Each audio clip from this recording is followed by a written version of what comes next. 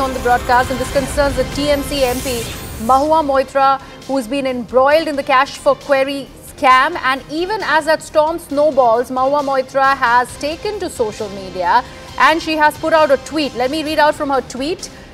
BJP, before you push out women MPs with fake narrative, remember I have exact transcript of record in ethics committee verbatim. Chairman's cheap, sordid, irrelevant questions. Opposition's protest, my protest, all there in official black and white. And then she goes ahead to call BJP's names. So this is further retaliation by Mahua Moitra, where she is not just accusing the Bharatiya Janata Party of trying to go ahead and take further action, or probably, as per her, get her embroiled into another controversy, and she is throwing an open dare at the BJP. Taking this across to my colleague Pallavi Ghosh, who's joining us on the broadcast. Pallavi, the onslaughts, as far as Mahua is concerned, doesn't stop, and so do her retaliations.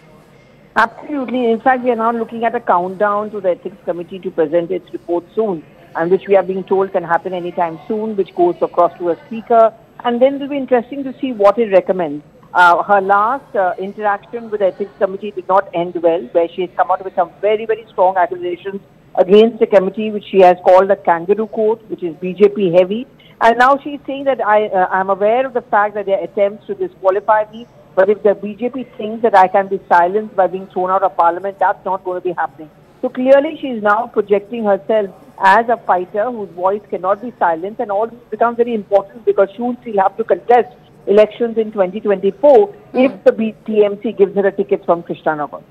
And any word so far from the Trinamool Congress, because Mahua Moitra constantly has been mentioning how there were protests by opposition, obviously opposition members who were part of the ethics panel then, but something that was reiterated in further responses by members of the opposition party. But nothing constructive so far from the Trinamool Congress. So how does one read this sort of a silent stance by the party? Well, I think this time round a little change in the stand came in from the Trinamool Congress.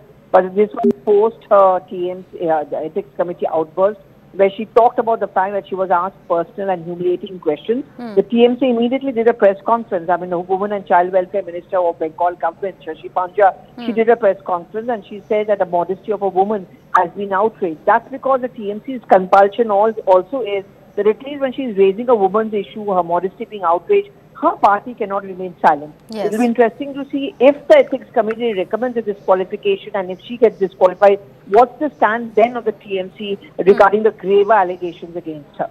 Right. Pallavi, thank you so much for joining us on the broadcast with everything that is happening around the cash for Querry controversy. The controversy is only snowballing, and Mahua Moitra is not standing back when it comes to the onslaughts against her. She's coming up with her own defense, and she's steadfast with the belief how she was asked inappropriate questions in that ethics panel. We will keep a track on this story.